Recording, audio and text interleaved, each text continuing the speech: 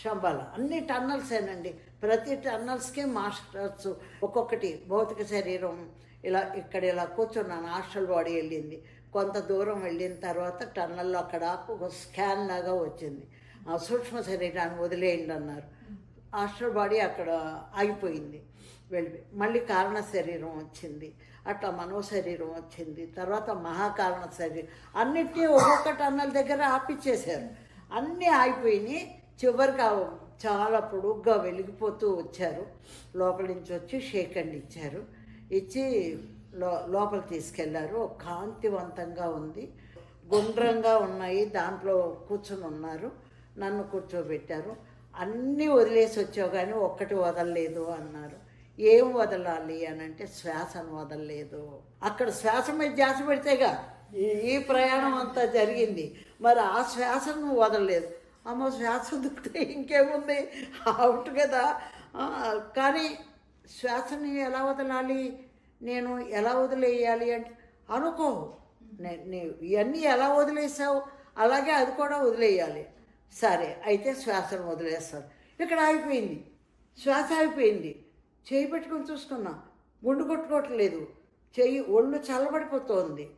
అర్థమైపోయింది శ్వాస ఇది అయిపోయాను అని. బాడీ ఇట్లా పడిపోయింది పక్కకి.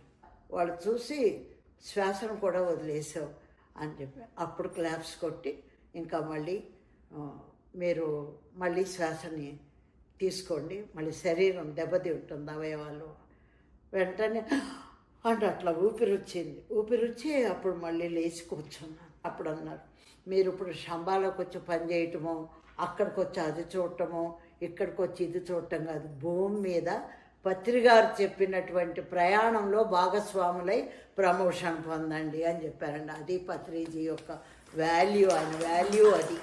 ఇప్పుడు కృష్ణుడి పేరు యుగాల తరబడి ఎలా ఉంటుందో అలాగే మనం ఎంతమంది వచ్చి మనం ఎంతమంది వెళ్ళిపోయినా అనుచరులు మనం. ఆయన పత్రిగారి పేరు యుగాలు ఉంటుంది. ఎందుకంటే ఎవరు రాలా ఇలా ఇంత కష్టం మీద భూమి మీదకి వచ్చి ధ్యానం చేసుకో, నిన్ను నువ్వు ఉద్ధరించుకో, జీవహింస మహాపాపం అని చెప్పి మనకు తెలియజెప్పి లక్షల మందిని తయారు చేసిన ఒక ఏకైక వ్యక్తి పత్రిజీ ఒక్కరే.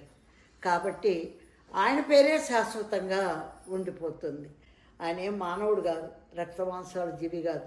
రక్తమాంసాలు ఉన్న శరీరంలోకి వాకినైనటువంటి మైత్రేయ బుద్ధుడు. ఈ వ్యవస్థ ఇలా మన పిఎస్ఎస్ఎం ఒక స్ఫూర్తితో అందరూ ఎక్కడికక్కడ ఇప్పుడు ఆయన లేరుగా మనకెందుకు లేని మన ఇంట్లో మనం తినుకొచ్చుందామని ఎవరన్నా అనుకున్నారా? ప్రతి పిరమిడ్ మాస్టర్ తమంత పని తాము చేసుకుంటూ వచ్చారు.